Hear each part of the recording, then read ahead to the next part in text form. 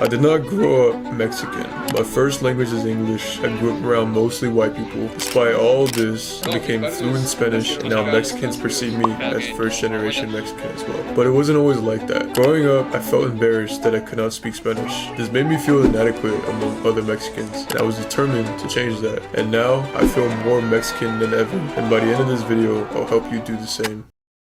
It was summer 2011. I was 8 years old. My mom decided to take us to Barnes & Noble. She told us to pick out a book so we can take home and read. Curiously, I went searching for the language section. I picked out a Spanish textbook and said to my mom, I want this book because I want to learn Spanish. I went home that day, started reading, and trying to comprehend high school vocabulary in Spanish, and like any 8-year-old, I couldn't understand it whatsoever. My dad walks into the house, and I say to him, Dad, I bought a Spanish book. I'm going to learn Spanish. And he looks at me and smiles. My family has Mexican descent, but that does not automatically mean that I felt Mexican. My parents are from Texas and grew up like normal Americans. They enjoy Texas barbecue and are Texan at heart. Therefore, I grew up not knowing anything about Mexican culture, instead more about Texan culture. It took being called whitewashed, or you're not Latino enough, in order to change the outcome of my story. I do not question my ethnicity anymore, because in the end of the day, I am who I am. When you are a second or third generation Latino,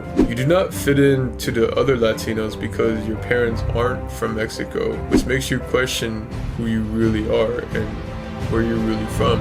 I've done this multiple times, and one thing for sure is that your ethnicity and roots do not change, which is why looking and speaking the language that your culture inherits is never a bad thing, because that's how you feel deep down inside of you. And certain actions and habits you like come from your cultural background as well too. Let me make one thing clear. Studying Spanish or learning about your culture isn't something you do for just like 1 hour a day. You literally have to surround your life with it. I became obsessed with the Mexican culture. When I was learning Spanish, I learned Mexican slang like que onda, no mames, no manches, way, because it felt a part of me. It felt right to learn certain slang to just feel more Mexican as well too. Your family will continue to listen to music in English when you should be listening to music in Spanish. While they watch shows in English, you watch shows in Spanish. And while they watch football in English, you watch the commentary in Spanish. You have to be obsessed with it, and you have to love it too. And you love the process of it because your ethnicity literally does not change. Like, I'm never gonna be someone that's black or white or whatever, you know? It's my ethnicity, it's my culture, it's who I am. With that being said, why not surround your life with learning about your culture, the culture you never grew up with? I want to ask you a question, and I'm going off script. Why are you going to continue to identify as a no sabo, someone that doesn't know anything about their culture? The reason why you feel like you don't know who you are is because you never actually tapped in to what you actually are. You tapped into your roots, you tapped into why you feel this way. And why your family treats you this way because of your Spanish level, or maybe you don't even look Mexican, is because you have to embrace the culture. You have to surround yourself with this culture. And it's a part of you.